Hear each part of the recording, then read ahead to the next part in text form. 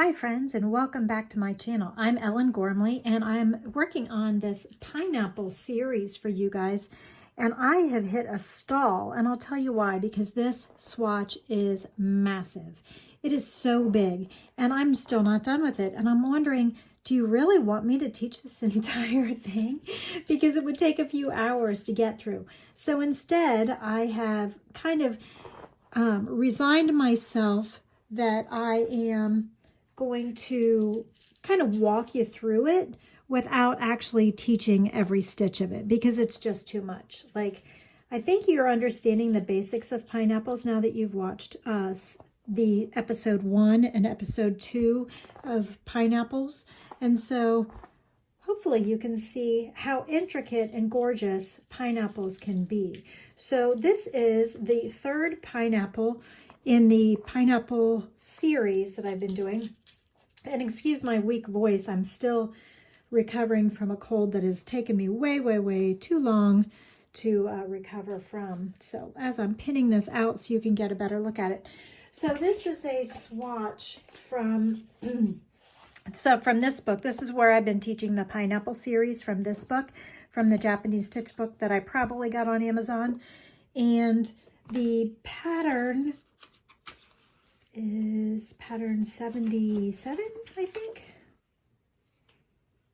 No, let's see, where'd it go? Where'd it go? Where'd it go? They've got these gorgeous patterns in here.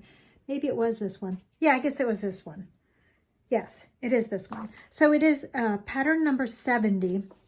And when you look at this gorgeous diagram, so in between the full pineapple is this kind of lacier pineapple, and they're offset like bricks. So they're not like this one is side by side like bricks, and it's got this lovely ladder in between. This one is offset like a column of diamonds in between columns of diamonds. Anyway, so here is the lovely diagram. It's gorgeous, but look, it's 14 row repeat, 24 stitches in one section. So excuse me for coughing. So I went ahead and made the swatch, and you can see how gorgeous it is. So 24 stitches is approximately half. I made it big enough that I could do the entire thing and then see the entire like lacy pineapple in between as it's developing.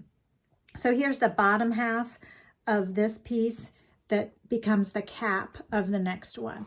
So it's really quite gorgeous. The thing with this one, as opposed to the, go back and watch the playlist if you don't mind, of the other beginner pineapple and the episode 2 of the next pineapple, because there's ways to do pineapples a little bit easier. And on the beginning pineapple video, I showed where like there was a column of stitches on either end. So the beginning and ending of every row is exactly the same. So if you're new to pineapples or want something a little bit easier, here comes Theo, then pick one that has those markers, whether it has a column or the ladder in between, or it has definitely when the edges begin and end the same for every row, it immediately takes the skill level down to a more manageable level. Now, you absolutely could do this, don't get me wrong, and goodness, would this be gorgeous. It would really be a fantastic tablecloth or wedding dress or table runner or shawl, you know, absolutely. But it's going to be a little bit of a labor of love, because every single row is different, and it's kind of, I would say, hard to keep your place. So I would say, let's talk about some tips on how to read a symbol diagram for this. First of all, I probably would not even attempt this in a text pattern, because it's so easy to like have a typo get in the pattern or get confused of where you are. So I think it would be best to work on a symbol diagram for something this complex. Look how gorgeous this pineapple is here. This whole thing is one pineapple. And then there's another pineapple here. Now, I think the important things to learn about tips and tricks for working on pineapples is that you want to see where how the overall pattern develops. So when you're looking at the book or the pattern book or whatever, you need to just kind of see the patterns as a whole. So take a good look at it first and see, like I said before, that they're kind of offset like bricks. Then the one in the middle is a different pattern. So as you're finishing this pineapple here, you're starting the lacy pineapple in the middle. So when you get to like half of it, your brain has to switch gears. So full pineapple, full pineapple, full pineapple. Oh, guess what? We're beginning now the lacy pineapple here, and then you go back to working the full pineapple because you're working rows across.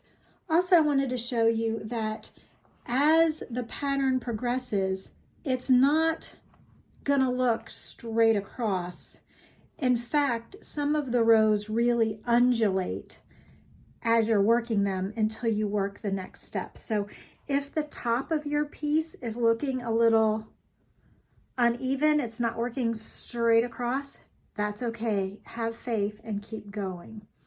Another tip for working intricate pineapples is to carefully look at your symbol diagram. You can't really like take a sticky note or whatever and place it across. I don't know if I have any here, but you can't really take a sticky note or whatever and place it across because the rows are not necessarily perfectly straight across. So if I kind of try to indicate with a sticky note what row I'm working on, but look how this row starts, let's call it row 7, goes down, down, down, down, up, up, up, up, up. So you can't, well, actually, let's see, here, here, here, here, here, here, here, here. Like it's not going to be straight across. So usually with a row diagram, when you're reading stitch patterns, or if you're reading blocks of text, you can use a sticky note to put it under the row you're working on so that you can find it easier. Well, I don't think that's quite as helpful with a pineapple pattern. So one of the things that I found helpful when working this complicated pattern was to try to keep in mind the relationships. So these groups of 2 double crochet, chain 1 or chain 2, 2 double crochet are gonna like sit on top of each other. They're nested on top of each other every time. So I would use those as kind of a benchmark. Every time I got to one of those, it was a reminder to stop and look at where I was before. Also, I noticed the pattern that there was 1, 2, 3 chains in between or between this pineapple and these are like spokes of a wheel before they're like nested shells here. So 1, 2, 3, 1, 2, 3, 1, 2, 3, that was a common thing all the way throughout this pattern. But then this number changed. So there's 3 there, there's 4 there, there's 5 there. I mean, so this number of chains changes. So I would use the common factors, these resting points of these shells, to then look at where I am in the row and make sure that I was doing it correctly. The start and end of each row was different on this pattern, so you got to be really super careful to make sure that you're on the right row. When counting rows, it's sometimes hard when the rows on the side are different to know, like this is a row, but this is also a row. Like this one's really tall, but this one's short. So counting rows along the side is difficult, but it's easier to count rows when you're looking at these shell things, these shell groupings. So row 1, 2, 3, 4, 5, 6, 7, 8, 9, 10, 11, 12, 13. You see? So it's much easier to count the rows when you're counting a major element like this that appears exactly the same in every row than to try to count the stitches along the side, which are different for every row. And I'm grabbing some yarn away from Theo, who grabbed it out of my basket behind me. Okay, so also with pineapple patterns, a tip to keep yourself oriented when looking at the pattern is noticing these glaring holes, these negative spaces, these spaces where there's not any holes. So when you look at them and you kind of get used to, okay, here they are in the picture. Here's one, these spaces are big. So when you look at the bigger spaces, those also can work as benchmarks or milestones to give you a gauge to see where you are, give you an orientation point to see where, remind you of where you are in the pattern. And you can see those same big negative spaces even in the diagram.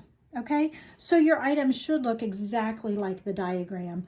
If you were to just trace this all in yarn, it would look exactly like this. Anyway, I think pineapples are excellent. They're very well worth doing. They're a wonderful use of your time. I'm not saying don't do them. I'm just saying it would be a huge use of our time to go through stitch by stitch this pattern, but I want you to get some tips and tricks on working with pineapples so that if you want to do them, you can do them with confidence. And I hope you've enjoyed this conclusion of the pineapple series with this gorgeous pineapple section, and you'll give pineapples a try, whichever level of pineapple you want to do for your next project. So thank you so much for hanging in there with me, and I will see you next time. Bye.